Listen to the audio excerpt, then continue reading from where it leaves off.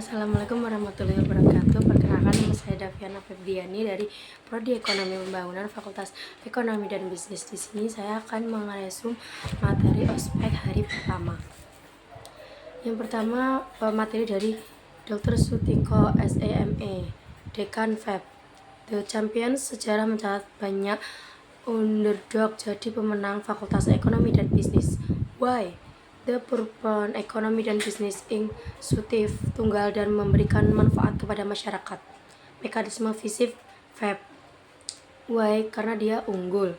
Logo branding FEB menuju FEB Rahmatan Lillahi. Simbol FEB berwujud huruf dengan format modern berwarna biru dengan arah panah berwarna kuning. Di bawahnya ada tulisan UTM. Lembaga penunjang Tridharma di lingkungan FEB.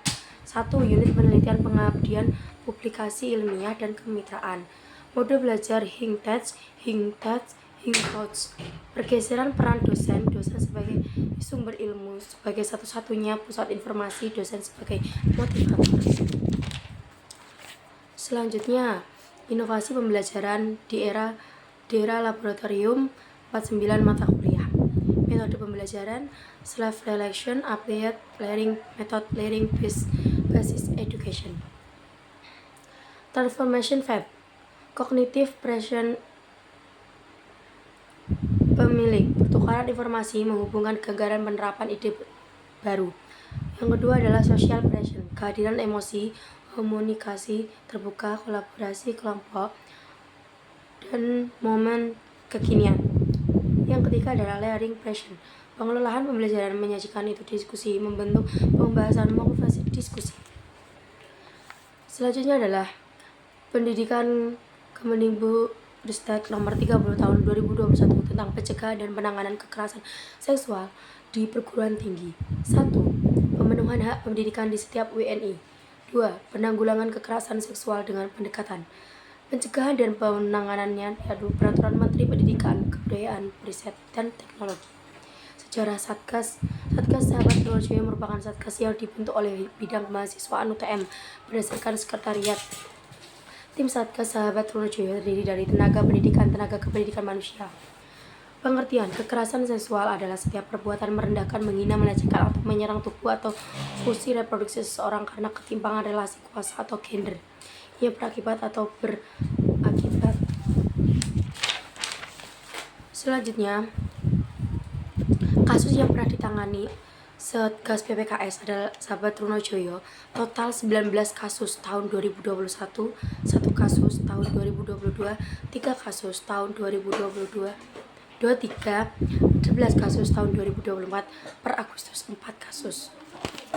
Selanjutnya kita akan membahas materi dari Ibu Widita Kurniasari tentang sifat kritis. Berpikir kritis adalah jenis berpikir yang mempertanyakan, menganalisis, menafsirkan, mengevaluasi, dan membuat penilaian tentang apa yang Anda baca dengan katakan dan atau tulis. Yang kedua adalah menerapkan berpikir kritis tidak berarti bersikap negatif atau berfokus pada kesalahan.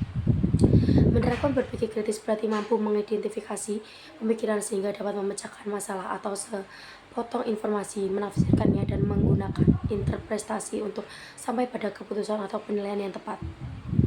Yang ketiga adalah orang yang menerapkan berpikir kritis secara konsisten dikatakan memiliki pola berpikir kritis, tetapi tidak ada seorang pun yang terlahir seperti ini. Cara berpikir kritis dalam konteks akademis, berpikir kritis paling sering dikaitkan dengan argumen. Misalnya Anda dimintai untuk berpikir kritis tentang argumen yang lain, membuat argumennya sendiri. Yang pertama adalah clarify, memperjelas tujuan dan konteks. Yang kedua adalah question, mempertanyakan sumber informasi. Yang ketiga identify, mengident argumen.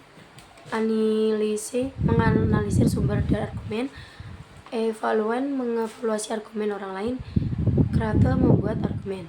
Beberapa sifat yang menunjukkan pada pola pikir kritis. 1. Skeptis namun terbuka, analitis, logis, objektif, ingin tahu, berpikir, independen, konsisten, berorientasi pada bukti, terbuka terhadap kesalahan, komunikatif, evakuatif, reflektif. Mengatasinya dengan cara kesadaran diri, pemeriksaan sumber, pertimbangan perspektif, dan verifikasi informasi. Kesalahan berpikirnya adalah kesalahan berpikir atau bisa kognitif.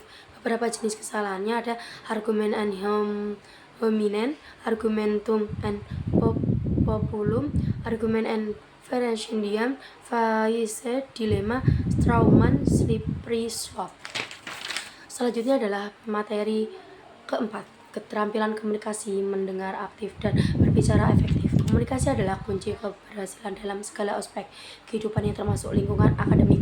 Kemampuan berkomunikasi yang baik dan membantu mahasiswa untuk membangun relasi, menyampaikan ide, memecahkan masalah, meningkatkan kepercayaan diri. Tujuannya adalah meningkatkan kesadaran peserta akan pentingnya keterampilan komunikasi, meningkatkan kemampuan mendengar secara aktif, meningkatkan kemampuan berbicara secara aktif, melatih peserta untuk menerapkan keterampilan.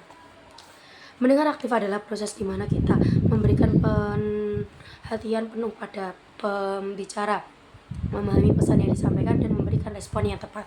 Cara efektif adalah isi pesan, nada suara, bahasa, dan bahasa tubuh. Sekian resume materi ospek hari pertama ini, kurang lebihnya saya mohon maaf. Wassalamualaikum warahmatullahi wabarakatuh.